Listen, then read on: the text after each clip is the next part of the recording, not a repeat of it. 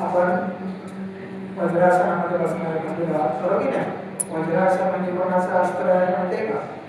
इंद्रदेवाचं.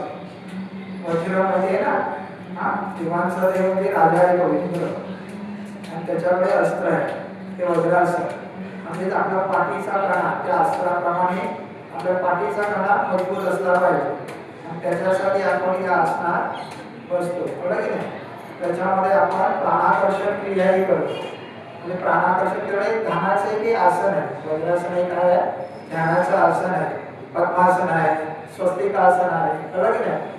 त्याच्यामध्ये सगळ्यात महत्त्वाचं ध्यानाचं आसन म्हणजे आपण वज्रासन आणि पद्मासन याचा जास्त काय करतो आपण उपयोग करतो. तर आता आपण जे बसलेलं आहोत ते काय वज्रासन आहे. म्हणून सगळ्यांनी काय करायचं आहे, पहिले प्राणाकर्षण क्रिया आपण करणार आहोत. डोळे बंद करून जेवढा श्वास भरणार आहे त्याच्यापेक्षा काय करायचं आहे, जास्त सोडायचा आहे.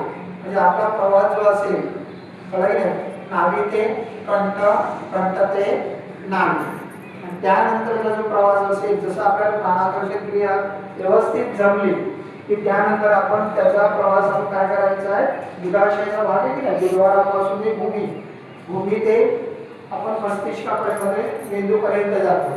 हे भूमी ते पिंड, पिंड ते मस्तिष्क, म्हणजे जर आपल्याला दुधाशयाचा भाग आहे त्याला काय म्हणताय भूमी, आणि मेंदूचा भाग आहे डोकं जे आहे त्याला मस्तक बरोबर आहे.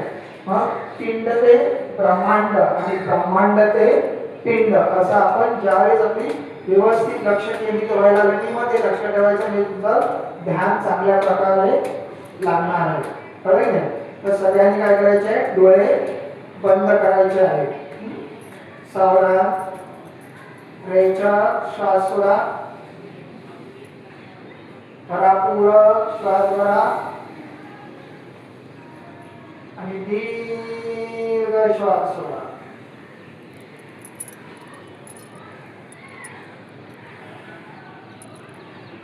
भरापूर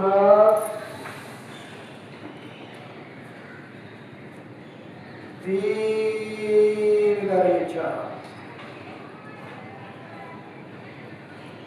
भरापूर दीर्घ रेचा. संपूर्ण लक्ष आपला श्वासावरती असेल. भरापूर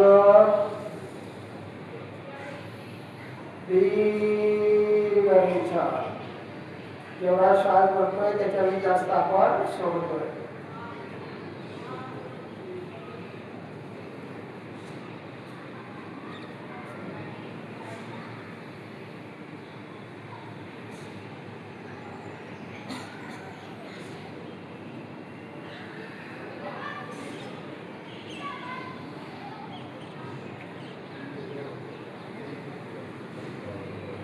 याच क्रियेला आपण काय म्हणतोय, प्राणाकर्षण क्रिया.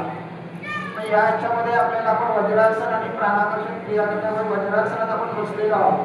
त्याचे फायदे आणि प्राणाकर्षण क्रियेचे फायदे म्हणजे संधिवात, सांधेदुखी, पोटऱ्यांचे विकार याच्यातून काय होतात, निघून जातात. म्हणजे लहान सहान पायाचे जे किरकोळ विकार असतील तेही याच्यातून निघून जातात. जठराग्नी प्रदीप्त होते, बद्धकोष्ठता याच्यातून काय होते, निघून जाते. खाल्लेले अन्न पचनास सुलभ जाते. रक्तसंचालन उत्तम प्रकारे होते. मानसिक आणि आध्यात्मिक याचा आपल्याला काय मिळतो, लाभ मिळतो, आणि एकाग्रता वाढते की नाही. मानसिक संतुलन काय होतं, चांगल्या प्रकारे होते. हे या वज्रासनामध्ये आपल्याला लाभ आहे. म्हणजे आपल्या शरीराची शुद्धी आपण जेव्हा करतो की नाही, शुद्धी क्रियामध्ये आपण जेव्हा स्नानाची आपण आठवतो, म्हणजे आपलं जलधोती आहे, नेती आहे बरोबर की स्नान वगैरे आपण आंघोळी वगैरे करून झाल्याच्या नंतर या आसनामध्ये आपण काय करायचे, खाली सतरंजी वगैरे अंतरायची आहे. म्हणजे आसन असलं म्हणजे आसन कशासाठी असलं पाहिजे की आसन खाली जर असेल तर आपण केलेली जी आपली ऊर्जा निर्माण होती की नाही शरीरामध्ये, ती ऊर्जा जमिनीमध्ये जाणार नाही कळलं की नाही. आणि नेहमी आपले हात डोक्याच्या खाली जाता कामा नाही. एक तर डोक्याच्या वरती असे असावे किंवा डाव्या हातामध्ये उजव्या हाताचा तळवा असावा. याने काय होणार आहे की आपण जर खाली हातात डोक्याच्या खाली गेले तर बोटातून जी आपली एनर्जी आहे की नाही ऊर्जा ती कुठे जाणार आहे, जमिनीत जाणार आहे. आणि ती जाऊ नये म्हणून आपण हात कसे ठेवायचे, डोक्याच्या वरती ठेवायचे किंवा डाव्या हातामध्ये उजव्या हाताचा काय करायचं आहे, तळवा ठेवायचा. पाठीचा कणा आपला नेहमी कसा असला पाहिजे, ताठ असला पाहिजे.